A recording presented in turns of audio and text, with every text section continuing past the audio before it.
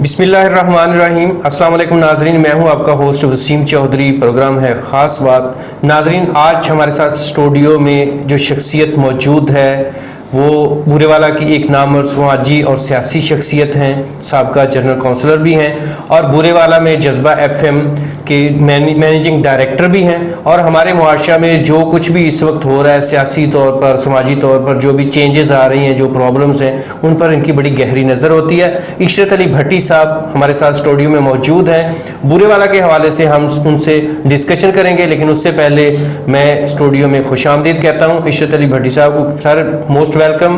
पाक 24 न्यूज़ को आपने टाइम दिया आज, और बूरेवाला के हवाले से हम आपसे डिस्कशन करेंगे।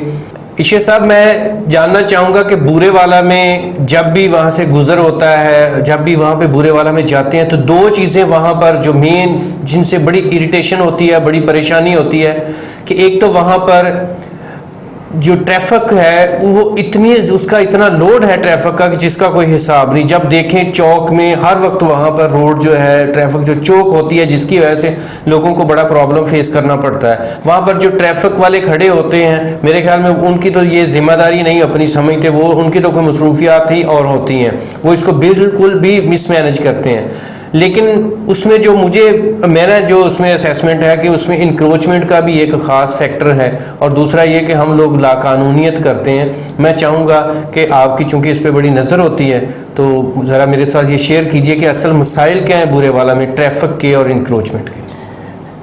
ट्रैफिक के जी, दरअसल में आबादी बढ़ चुकी है जी, और जो रोड्स हैं वो तंग हो चुके हैं, और रोड उनको खुले करने की ज़रूरत है। और जहाँ यू टर्न लिए जाते हैं वहाँ भी कुछ डिस्टेंस नहीं है, तो एक्सीडेंट का ख़तरा होता है अगर टर्न किया जाए, यू टर्न लिया जाए। तो इसकी वजह से हम लोग ये ख्याल नहीं करते कि कौन से हमने सही रास्ता अख्तियार करना है, तो रॉन्ग साइड जब इस्तेमाल करते हैं तो ये एक्सीडेंट का बायस बनता है जी। तो अक्रोचमेंट जो है जी, वो हमारे उधर बूरेवाला में काफ़ी सारे जगहों पे लोगों ने कब्ज़ा, माफिया ग्रुप ने कब्ज़ा किया हुआ है जी। ये विहाड़ी रोड पे ही 8 एकड़ ज़मीन है सरकारी, ठीक है, जो लोगों ने उस पर कब्ज़ा कर रखा है। और हमारे हलके में कोई बच्चों के लिए ग्राउंड नहीं है खेलने के लिए, ठीक है, और कोई जनाजगा नहीं है जनाजा पढ़ाने के लिए, ठीक है। तो अगर वहाँ जो 8 एकड़ ज़मीन पे कब्ज़ा किया हुआ लोगों ने, कुछ खाली भी पड़ी हुई है, अगर उस पर गवर्नमेंट ज़रा तवज्जो कर ले, उसको ग्राउंड की शक्ल दे दे, बना दे, तो हमारे बच्चे खेल भी सकें वहाँ और हमारे वो खुशी गमी के लिए भी काम आ सके। बट सर, जो आपने बात की है कि एक ये कि वहाँ पर रोड्स को खुला करने की ज़रूरत है। जो मेन मुल्तान रोड है, जिसको दिल्ली मुल्तान रोड कहते हैं, जिस पे बस स्टैंड भी है, तो उसको तो खुला किया है, अभी चंद माह हुए हैं कि उसको गवर्नमेंट ने खुला किया है लारी अड्डा के पास। लेकिन मैं समझता हूँ कि वहाँ पर जो ट्रैफिक है उसको प्रॉपर मैनेज नहीं किया जाता, और हमारी जो लोग हैं वो ट्रैफिक रूल्स से एक तो अवेयर नहीं होते, दूसरा ये है कि हम फॉलो करना ही मुनासिब नहीं समझते।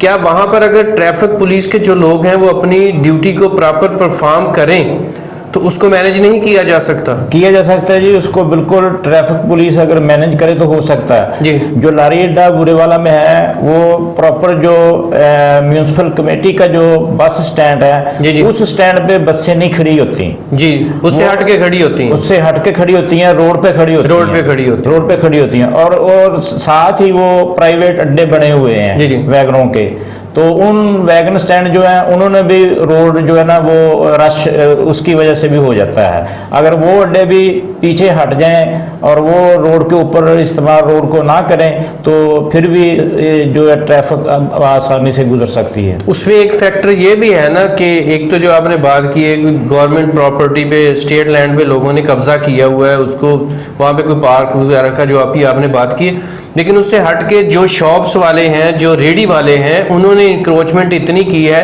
कि बहुत ज़्यादा खुला है जगह, लेकिन वो बिल्कुल मेन रोड के साथ तक आके उन्होंने अपनी शॉप्स का डिस्प्ले किया हुआ है, उन्होंने अपने रेडियाँ लगाई हुई हैं। क्या अगर इनको पीछे कर दिया जाए, जो इनकी लिमिट है तो फिर भी मैं नहीं समझता कि रोड जो ऐसा है कि ट्रैफिक का इतना लोड बन जाएगा। सर ये आप भी समझते हैं कि ये जो रेडी बान है जी। ये जो भी खड़े होते हैं दुकानों के शॉप्स के आगे, तो वो दुकानदार उनसे पैसे लेते हैं जी, तो इसलिए वो अपनी दुकान के आगे उनको खड़ा करते नहीं, हैं। आप माशाल्लाह एक बड़े सोशल एक्टिविस्ट हैं, आप एक सियासी फिगर हैं और आप एक मीडिया हाउस को भी चला रहे हैं। जो वहाँ पर अंजुमन ताजरान है, जो उनके नुमाइंदगान हैं, क्या वो नहीं समझते कि अगर उनको जो उनके दोस्त है जिन्होंने जो सारे मेंबरान ही है ना अंजुमन ताजरान के जितने शॉप्स वाले हैं, जी, जी। कि उनको वहाँ से हटाया जाए तो उसमें उनका भी फायदा है। देखिए अगर एक शॉप के सामने रेडी खड़ी है, दूसरी के सामने खड़ी है, तीसरी के सामने खड़ी है, तो मैं अगर वहां पे शॉपिंग के लिए आता हूं, आप वहां पर जाते हैं तो आपकी मोटरसाइकिल, आपकी कार पार्किंग नहीं है वहां पर, तो आप उस दुकान के क्या लेने के लिए जाएंगे?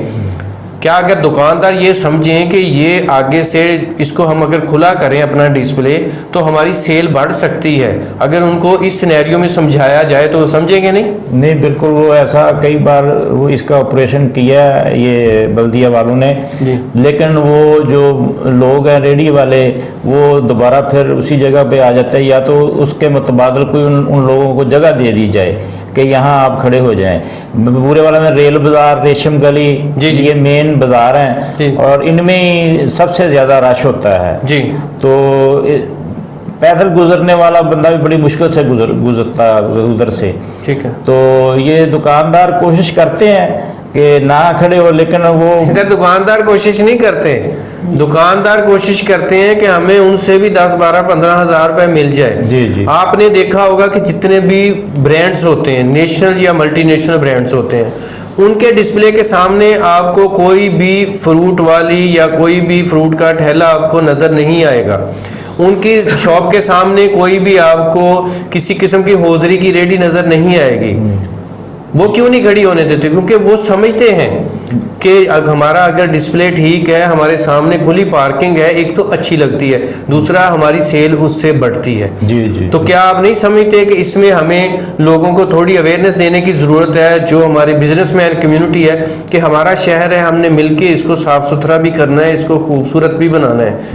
बिल्कुल जी, बिल्कुल आपकी बात सही है। देखें ये जो अंजुमन ताजरान है जी, तो फिर इसमें हर बात में, हर काम में सियासत टपक पड़ती है। जी, जी। तो अंजुमन ताजरान जो है वो उनके जो अहदेदारान है, सदर है, जनरल सेक्रेटरी है, तो और कोई काम हो किसी किस्म का अगर हो, किसी दुकान वाले के साथ कोई ज्यादती हो जाए, कोई बात बन जाए, तो वो फौरन अंजुमन ताजरान जो है हरकत में आ जाती है। लेकिन इस काम के लिए अंजुमन ताजरान, चूंकि उन अंजुमन ताजरान के जो अहदेदार हैं उन्होंने वोटें लेनी होती हैं, जी बिल्कुल, तो इसलिए वो भी इस बात पे गौर नहीं करते कि मैं दुकानदार को कहूँगा वो नाराज हो जाएगा, फिर मुझे वोट नहीं मिलेगी, मैं मुंतखब नहीं हो सकूँगा।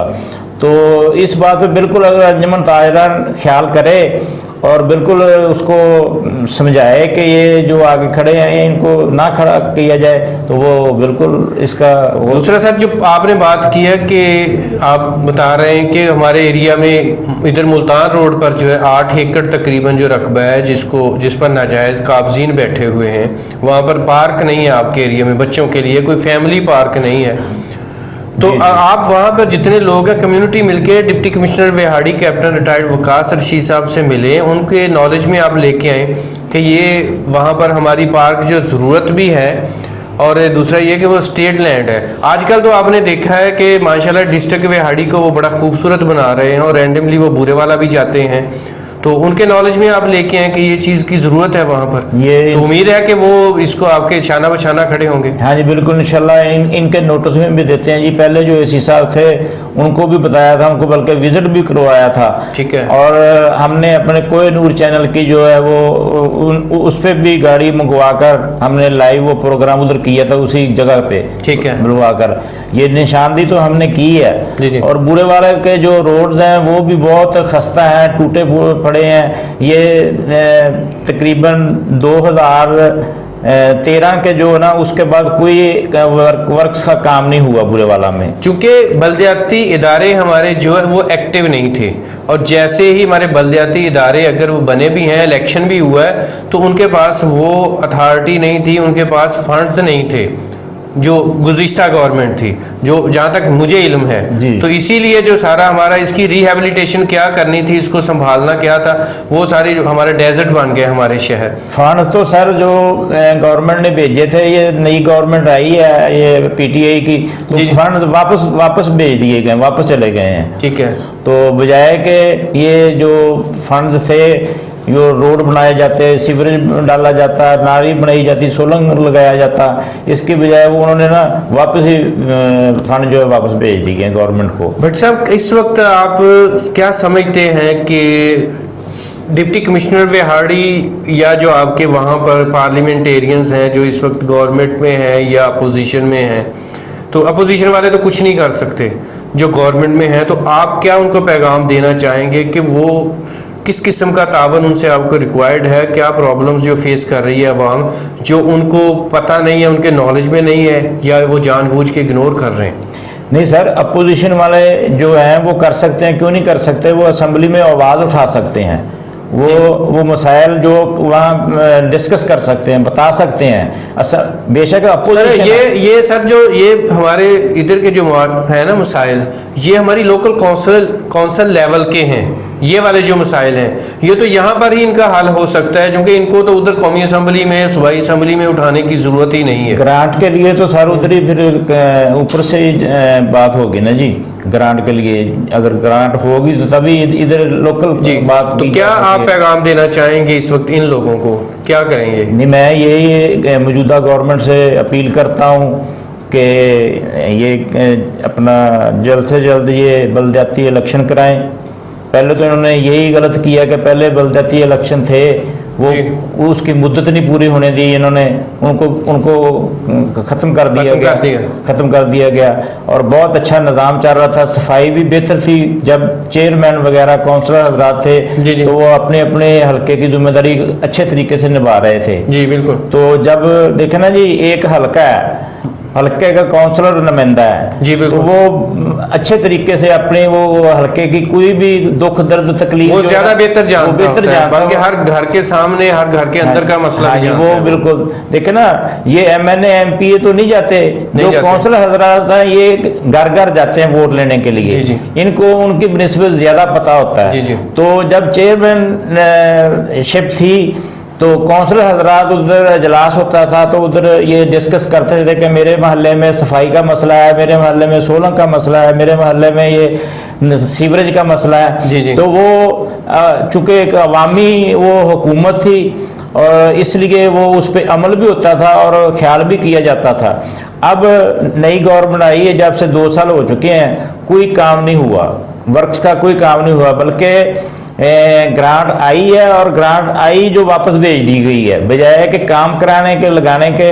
देखे ना जी, हमारे ये मुल्क में ये बहुत ये मसला है कि पसंद की जो शख्सियत चाहिए, ये पसंद की शख्सियत को पसंद करते हैं कि अगर पीटीआई की जितनी देर तक कोई पीटीआई का कोई निज़ाम नहीं बनता बलदियाती, उतनी देर तक वो हल्कों में काम ही नहीं हो सकता है जी। अगर उम्मीद तो है कि कहते हैं कि अनाउंस कर देंगे, जल्दी अनाउंस कर देंगे जो बलदियाती इलेक्शन, हल्का बंदियाँ जो है 4 महीने का टाइम मिला है कि 4 महीने में हल्का बंदियाँ इनकी की जाएं। सर ये पहले इदारे जो ख़त्म किए उनको ख़त्म करने की ज़रूरत ही नहीं थी। इमरान खान साहब के जैसे कहते थे कि हम ऊपर से नीचे इख्तियारात देंगे, तो नीचे इख्तियारात देने के बजाय उन्होंने इख्तियारात तो ले लिए। सर उसमें तो सर जो सूबों के जो 18वीं तरमीम के बाद जो सारे इख्तियारात आ गए हैं हर सूबे के वज़ीर आला के पास, और वज़ीर आला जो है उसके लिए रिस्पॉन्सिबल है कि उसको ग्रास रूट लेवल तक उनको ट्रांसफ़र करे जो इख्तियारात हैं। लेकिन हमारे किसी भी सूबे ने ये ग्रास रूट लेवल तक उन्होंने ट्रांसफ़र नहीं किए। उसमें वफाकी हुकूमत रिस्पॉन्सिबल नहीं है, उसमें 100% हमारी सूबाई हुकूमतें रिस्पॉन्सिबल है, क्योंकि 18वीं तरमीम के बाद जो कौमी हमारी हुकूमत है, वफाकी हुकूमत है, वो इसमें बेबस है, उसके हाथ बंधे हुए हैं। लेकिन सर आप बाखूबी हमसे भी ज़्यादा जानते हैं, समझते हैं कि रिस्पॉन्सिबिलिटी ज़रूर सूबाई हुकूमत की है, लेकिन सूबाई हुकूमत जो जैसे कि ये हमारे सूबा पंजाब की हुकूमत है, ये हमारा वज़ीर आला जो है उस्मान बुज़दार साहब, वो अपनी मर्ज़ी से कुछ नहीं कर सकते, आप भी समझते हैं। जी ठीक है ना जी।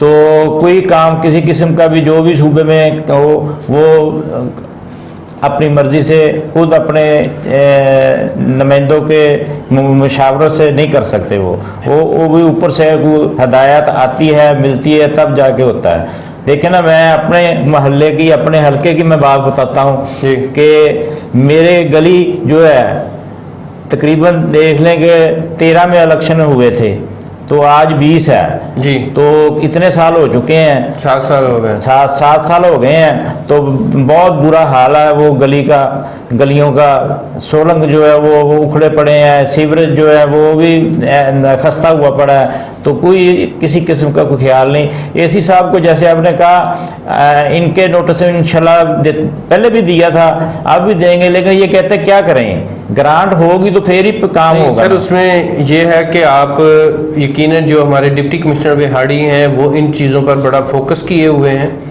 तो इंशाल्लाह हम कोशिश करेंगे कि डिप्टी कमिश्नर साहब से जो हमारे प्रोग्राम की वसातत से भी रिक्वेस्ट है कि आप थोड़ी उधर भी तवज्जो दें, क्योंकि ये मसाइल हैं और हम उनसे जब कभी हमारी मीटिंग होगी तो इंशाल्लाह तब भी उनकी जो तवज्जो दिलवाएंगे उस तरफ कि बुरेवाला में जो हालात हैं, जो लोगों से मिलके वहाँ पर जो मसाइल हैं उनका भी जो हल निकाला जाए। यकीनन उनके पास कोई ना कोई हल उसका होगा और हमने जो कम्युनिटी ने मिलके ही उनके साथ जो इसका हल निकालना है। देखें जना जी कि ये बिहाड़ी में बंदा इंटर होता है तो पता चलता है कि बिहाड़ी शहर आ गया है जी। तो बुरेवाला में आप जाएं तो कोई अट्रैक्शनेबल नहीं है, रोड कोई इंटरेस्ट कोई नहीं है उधर।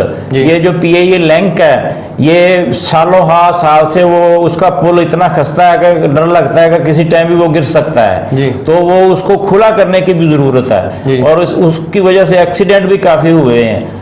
उसके आसपास जो ग्रिल लगी हुई है वो भी टूटी पड़ी है। तो ये चीज़ें जो है ये देखने के लिए और काम करने के लिए हैं। तो जो आपने कहा कि ये मौजूदा MP MNA जी ये ख्याल कर सकते हैं। देखें इन्होंने बलदियाती इलेक्शनों पे या कौमी सूबाई इलेक्शनों लाखों करोड़ों बल्कि करोड़ों रुपया लगा दिया है और ये हल्के में नहीं कुछ कर सकते, अपने इलेक्शन के लिए लगा सकते हैं, कर सकते हैं, फलाई काम के लिए नहीं। चले जी, अल्लाह ताला इनको सिराते मुस्तकीम पर चलने की तौफीक अता फरमाए। हम तो इनके लिए दुआ ही कर सकते हैं। इशरत अली भट्टी साहब हमारे साथ मौजूद थे नाज़रीन स्टूडियो में, जिन्होंने बुरेवाला के जो मसाइल हैं उन पर थोड़ा सा हमने आज एक टच दिया है। इंशाल्लाह भट्टी साहब हम बुरेवाला में किसी दिन स्पेशल प्रोग्राम रखेंगे और मैं आपके बुरेवाला में हाजिर हो जाऊंगा और हम वहां पर एक एक्सक्लूसिव जो प्रोग्राम करेंगे जिसमें पब्लिक हमारे साथ होगी, आप लोग साथ होंगे और हम दिखाएंगे और हम जो डिस्ट्रिक्ट गवर्नमेंट है, हमारी ज़िले गवर्नमेंट है, उसकी भी तवज्जो उधर दिलाएंगे कि ये देखें कि यहाँ पर क्या कुछ है, आपकी तवज्जो की ज़रूरत है। और जो पार्लियामेंटेरियंस हैं उनकी तवज्जो भी यकीनन हम दिलाएंगे कि ये देखें कि बुरेवाला में क्या हो रहा है। इंशाल्लाह हम अपने बुरेवाला के जो अवाम हैं, जो बुरेवाला के लोग हैं, वो भी हमारे लोग हैं, सारा पाकिस्तान हमारा पाकिस्तान है। इंशाल्लाह हम उनकी आवाज़ बनेंगे। भट्ट साहब आपने हमें टाइम दिया, आपके टाइम का बहुत शुक्रिया। इंशाल्लाह नेक्स्ट प्रोग्राम में मुलाकात होगी। जी मैं भी आपका बहुत मशकूर हूँ, शुक्रगुजार हूँ कि आपने भी हमें अपने स्टूडियो में 24 में मदऊ किया और हमें मौका फराम किया अपने मसाइल बयान करने का और बाला अहकाम तक पहुँचाने का। तो मैं आपका बहुत मशकूर और शुक्रिया अदा करता हूँ और आपका बहुत शुक्रिया, बड़ी मेहरबानी जी। बहुत शुक्रिया नाज़रीन, नेक्स्ट प्रोग्राम में मुलाकात होगी। इजाज़त दीजिए, अल्लाह हाफिज़।